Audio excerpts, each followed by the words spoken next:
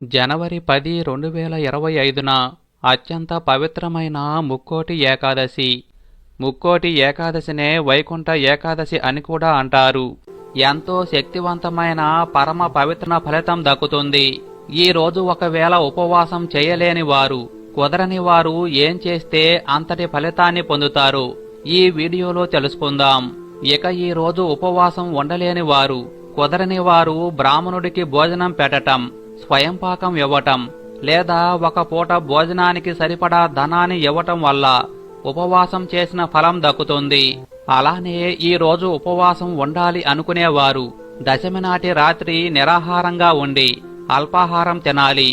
ఇక ఏకాదశి రోజు పూర్తిగా ఉపవాసం ఉండాలి. పండ్లు, పండ్ల రసాలు, పాలు తీసుకోవచ్చు.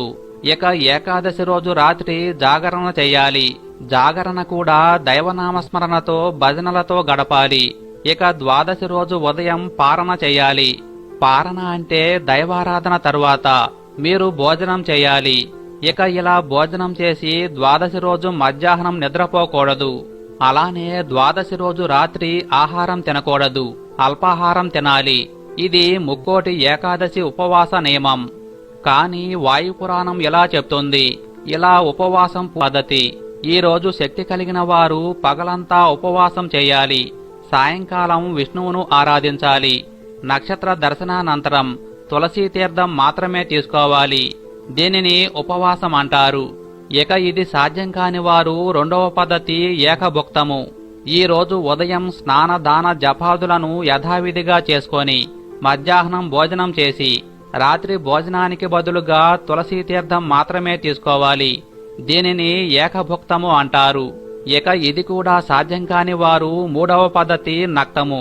పగలంతా ఉపవాసం ఉండి రాత్రి నక్షత్ర దర్శనం తరువాత భోజనం కాని, అల్పాహారం కాని స్వీకరించాలి.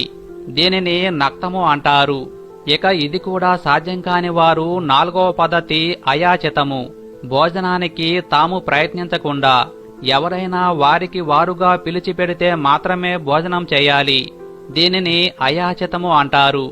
ఇక ఇది కూడా సాధ్యం కాని వారు ఐదవ పద్ధతి స్నానము. ఈ రోజు స్నానము చేసి ఆహార నియమాలు పాటించకుండా దైవనామస్మరణలో గడపటం. దీనిని స్నానము అంటారు. ఇక ఇది కూడా సాధ్యం కాని వారు ఆరవ పద్ధతి తిలాదానము.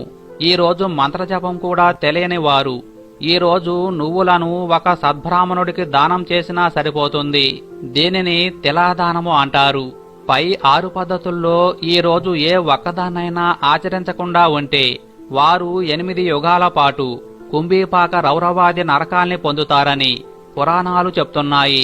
ఈ రోజు 8 ఏళ్లలోపు పిల్లలు, 80 ఏళ్లు దాటిన వృద్ధులు, గర్భిణీ స్త్రీలు, ఏదైనా వ్యాధితో బాధపడేవారు, అత్యవసర పరిస్థితుల్లో ఉన్నవారు, చెయ్యలేని వారు, ఏదైనా అడ్డంకి వచ్చిన వారు, వీరు ఉపవాసం పాటించాల్సిన పనిలేదు. వీరికి శాస్త్రాలు వెసులుబాటు కల్పించాయి. కాబట్టి ఈ రోజు ఉపవాసం చేయగలవారు ఈ వీడియోలో చెప్పిన విధంగా మీకు వెసులుబాటుగా ఉన్నట్లు ఉపవాసం చేయవచ్చు.